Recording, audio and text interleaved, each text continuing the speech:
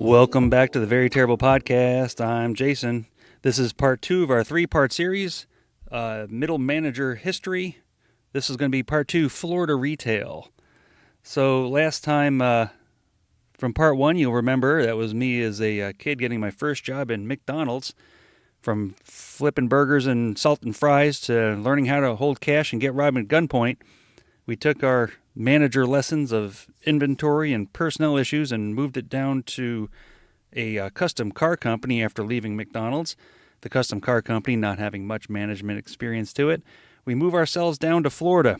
So I'm 20 years old, and I'm taking what few skills I have, and we're going to make this big move down to Florida. And if you're clocking it at home, a drive from Florida to New York is, New York to Florida is about 24 hours if you know what you're doing and you're, making a good time.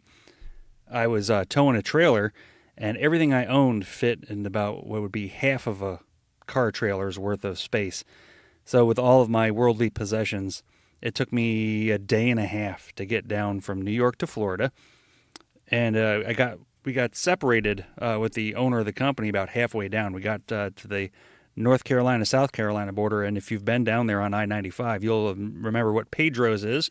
Pedro's is the big fireworks location around the Mason-Dixon line, and it's feels like 600 feet. There's a billboard that says 500 or 600 miles to Pedro's, 599 miles to Pedro's, 598 miles to Pedro's.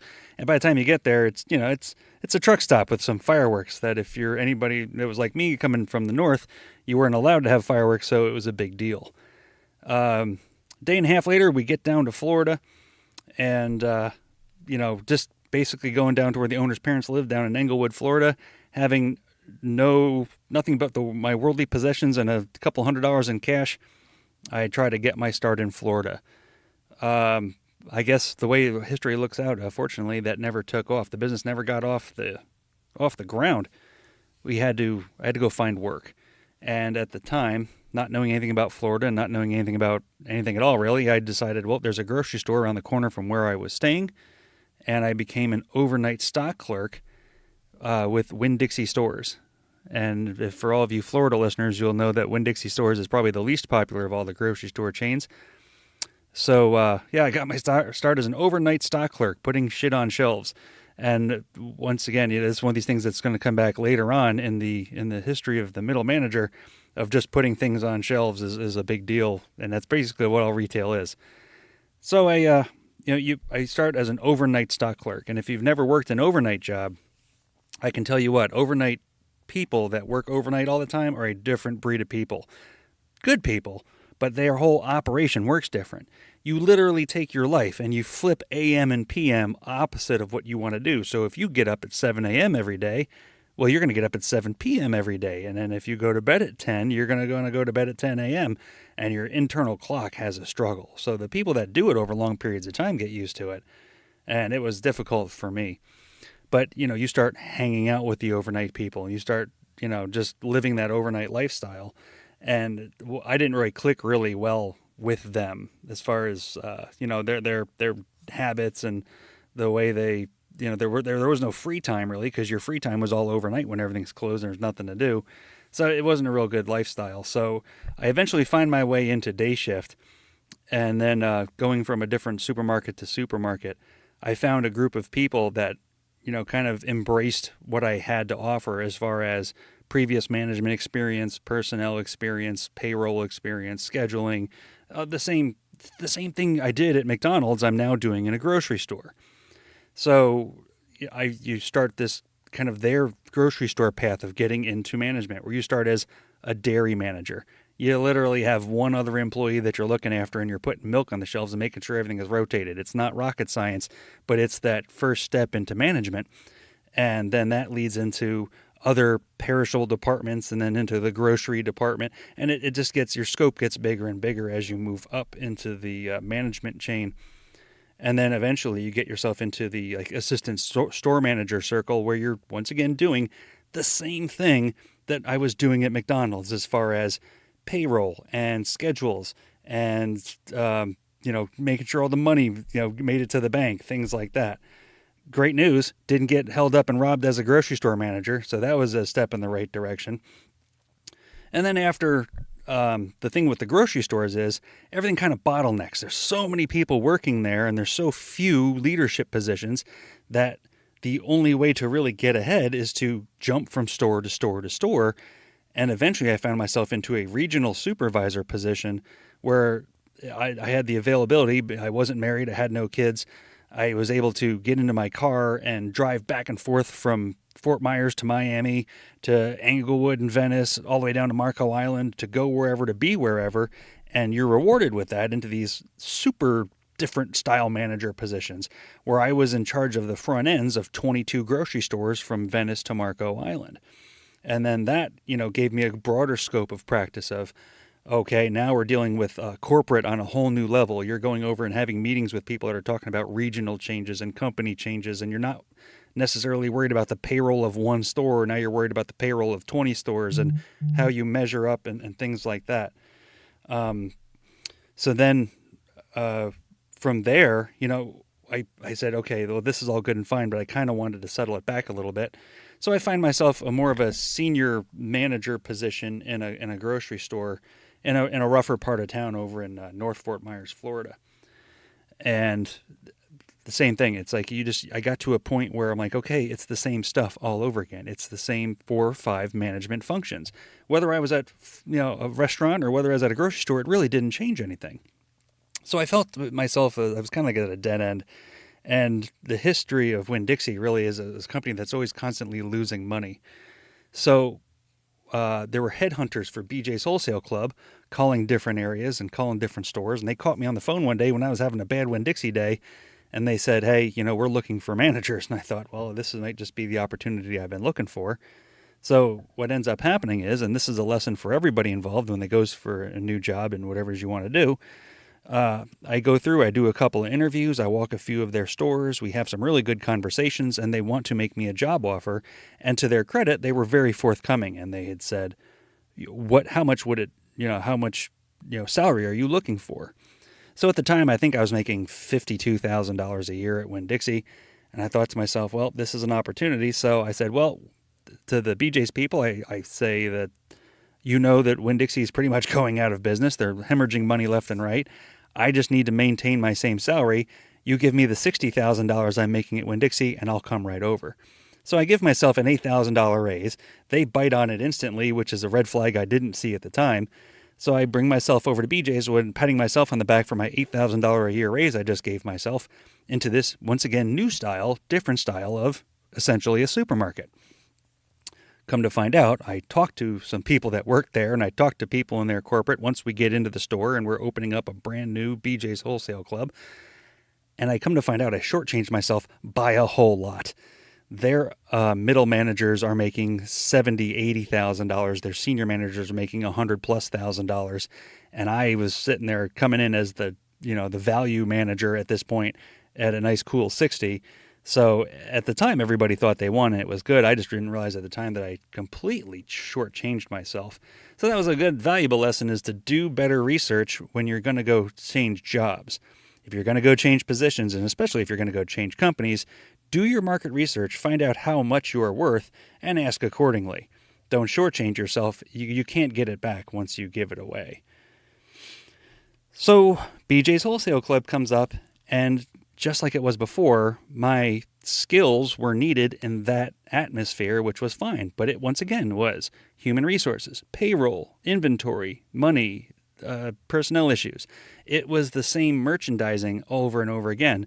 And BJ's Wholesale Club, much like a Sam's or a Costco or a Publix or a Winn-Dixie or anybody, they sell food. So food is food is food.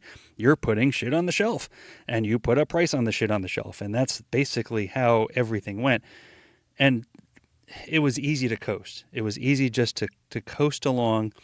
But the one thing I had noticed is that as a middle manager, is that obviously you have a boss and you are the boss of other people. And how do you balance out the work-life balance and the friendship and supervisor balance?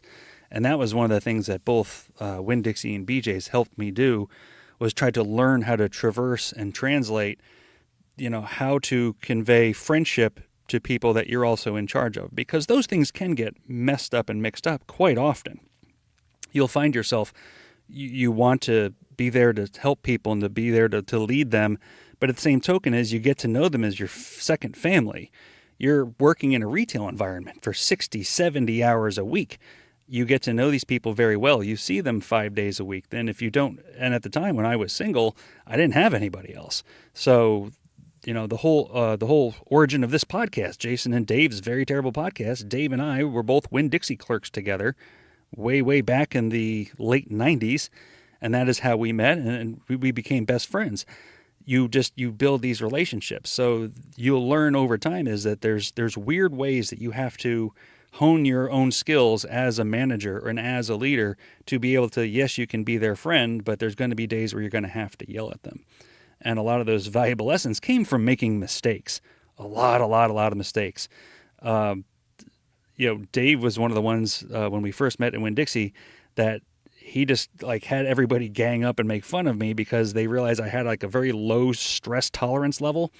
And between the Northport Winn-Dixie and then a different Winn-Dixie there I met Dave at, they realized that they could make my nose bleed at any given time because I was always so stressed as a manager, and because you were always trying to just be in every situation and control everything. And in my earlier years, in those formidable management years, that is what I really thought you were supposed to do. You're supposed to control everything, and the fact is that you can't. Not until later did I realize that true leadership and true effective management comes from enabling and empowering people to do what they do best, to utilize their attributes and to make them flourish into their roles, and to hopefully someday take over your job so you can go do something different. So in my earlier years, it was just always had my thumb on everything, had to be involved with everything. I was a manager that was stocking alongside the stockers, which sounds great, and you earn a lot of street, the stockers respect that way. However, I ended up stressing myself out because I still had my manager job to do on top of the job that I was helping them do, and it gets pulled back and forth, and you end up stressing yourself out a lot. I got to one of the later on Winn-Dixie Stores, and I met a man who has since passed away, and he was the store manager, and he was famous for never carrying what we would call a box cutter, and it was just the razor cutter that you'd use for the cardboard boxes when you're stocking. And everybody had one because you were always building displays and doing the work. And this man was famous for never having to do the work. And after spending some time with me and watching what I was doing, he was realizing what I was doing was essentially burning myself out.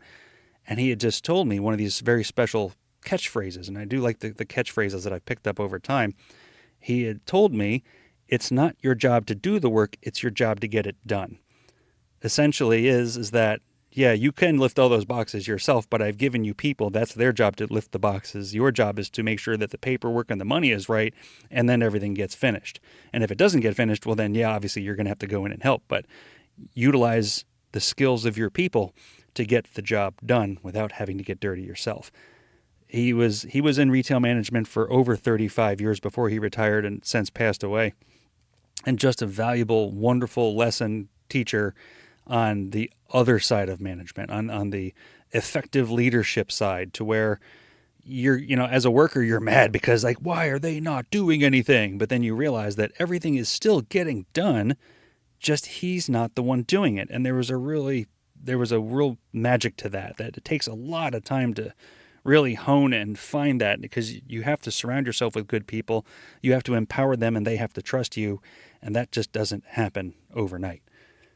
So going into then BJs Wholesale Club, it's the same idea. There's a lot less hand putting things on shelves. There's a lot of forklift driving and things like that. But the same way where I start as a grocery manager, I work my way around to a perishable senior manager and then a store senior manager. And once again, it's the same thing over and over. So those skills are all good and fine. And when you get those same set of skills, and whether we talk about a fast food restaurant or a grocery store, those skills are the same. And you're literally just changed your shirt and put a new shirt on, and then off you go into the new, version of the same job that you just did before. One of the also positive and negative things that comes from that is that when you have a system or an idea that isn't going to work, in Winn-Dixie, they had the reward card. And for the few of you who may still shop at a Winn-Dixie, and there aren't many left, that you go in and they give you looks like a credit card with a barcode on the back, and they'd scan it, and they would tell you, oh yes, you're going to get special deals and special coupons and on and on and on. And what this was the beginning of at the time, and this was in the very early 2000s, this is the beginning of like data mining and them utilizing your data and selling it off to other people to see what you bought, when you bought it, how you purchased things, credit card, debit card, cash. They were collecting data, and this was the beginning of it. So where Winn-Dixie failed on this idea is that they sold everyone on the idea that if you use your reward card, that you are going to have special prices and special values and everything. What they didn't tell anybody, the public, but what they did do for us is they made us change every single price tag in a supermarket to a higher price, and then the member card or the Winn-Dixie card price was back to the original price it was before all this change happened. And if you weren't paying attention, you'd miss it. But a lot of people picked it up, and they picked it up quick. You take something as simple as a can of peas that's 99 cents. The new price is $1.15, value card price 99 cents. So there really was no incentive. They really didn't get to coupons until well after it started. And the whole thing really did kind of implode on itself because it became very difficult for people. At the time, they would give you a card, and then there was like a keychain card. And for any of you who still use keys or is old enough to have used keys, you had your keychain that would have these little pieces of plastic hooked to it, and you'd end up with one for your supermarket and one for your drugstore and one for a Blockbuster card, and you had all these damn pieces of plastic hanging off of your keychain, and that became cumbersome, or people just didn't want to do it, and then they didn't want to shop there because they realized that the price had went up. So you have that program which fell on its faces. You're just changing the things around and giving the people the same product you did before. The same thing happens in BJs, where BJs comes along and they have a change of ownership, and then they're going to remarket themselves, and they're going to come in and everyone's going to wear a same color polo shirt, and it's going to be this and it's going to be great, and you're not doing anything. That's the worst part, is you're not actually doing anything. You as the customer come into the store they maybe change the name on the wall.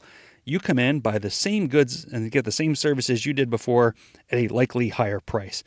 These people that demand change usually happens when there's a new leadership that comes in, and it's happened so many times. And then I think we'll even do a whole just different podcast episode about all that, because in McDonald's they had the Arch Deluxe, and then I remember that one clear as day. So they had the sandwich, and you had McDonald's, which their mascot is a clown. McDonald's is merchandised towards kids. They have Happy Meals. Everything is happy and fun, and it's all this other stuff.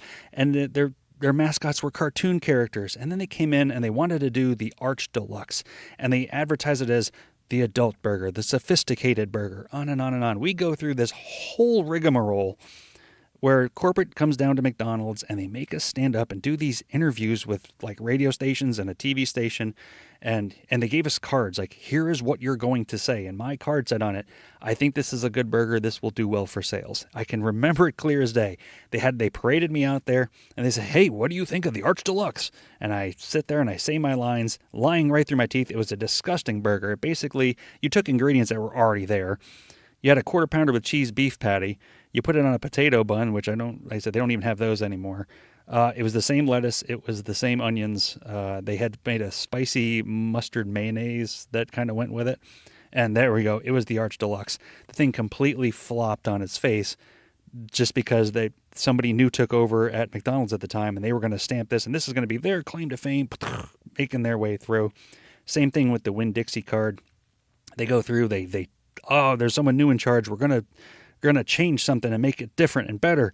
And they just put the same lipstick on the same pig, repackaged it, sent it back out, and got caught with their hand in the cookie jar. BJs Wholesale Club, same thing. Oh, well, we want this to be more of a uniform place, on and on. So BJs Wholesale Clubs, if you ever go into them, and same kind of thing with Sam's, they're rectangular in shape. And a lot of times when you walk in, it's a deep rectangle. You're walking in on the skinny side and you're walking through a deep rectangle. And they merchandise things where they put the items you need in opposite corners. So it forces you to walk to the different corners of the store. And as you walk by certain things, they'll merchandise higher profit items in your path. So you have a greater likelihood of seeing them. So this BJ's Wholesale Club, we're going to turn it sideways. This is the revolutionary new idea. Oh my goodness, hold on to your hats. We're going to turn the damn aisles sideways. It's the same stuff.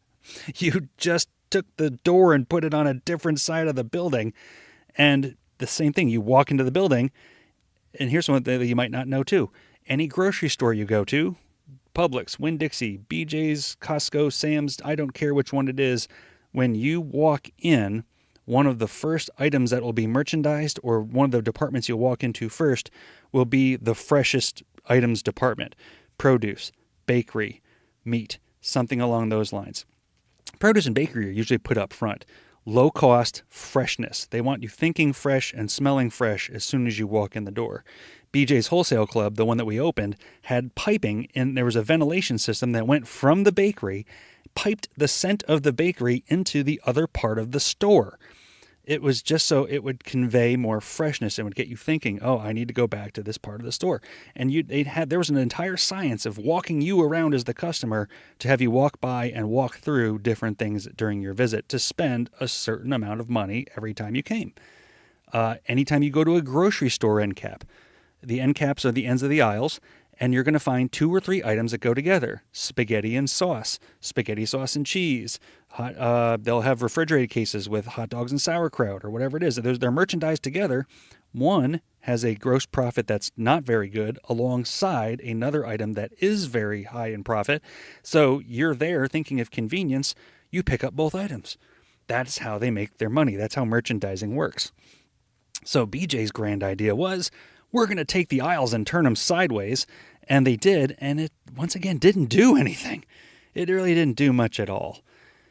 So I become frustrated. I just become frustrated with the same rigmarole day after day. And in my personal life, I meet the woman who will become my wife, and we start to make plans as far as having a family and doing these things, and my life's going in a different direction, which then leads me to realize that, okay, I've come to the end of the retail path. There really is no more down this path for me. And who will have been my wife, her best friend's husband is a firefighter, and him and I are just like brothers now. And he showed me the path many years before I took it. He says, hey, you really should be doing this. Come be a firefighter. Come work this schedule. Come see these benefits. And I ignored him, and I ignore him. And eventually then I go into what'll be our part 3 of our 3-part series of me going into utilizing my management skills in a firefighter environment. So that really is the beginning of my Florida trek, where I came from having very little to nothing in New York. I came down to Florida, where I lived 2 weeks on Englewood Beach because I really had no money and nowhere to go, getting an overnight job, working my way over 8 years into their management circle, hopping over into BJ's Wholesale Club for 3 years in their management circle, and starting to realize that it's just the same thing. All I did was just change my shirt, change my logo, and hopefully change my salary for the better. But that's basically it. That's so far, that is the management skills I had developed at the time. And it really still serves me well to this day, where you pick up these little, nuggets and tidbits from the experiences that you have. But I thank you so much for joining me yet again. It has been it's been fun going down old memory lane. Otherwise than that, we will see you next time for part 3 of the Middle Manager series. And I haven't titled it yet, but it'll be something about the fire department.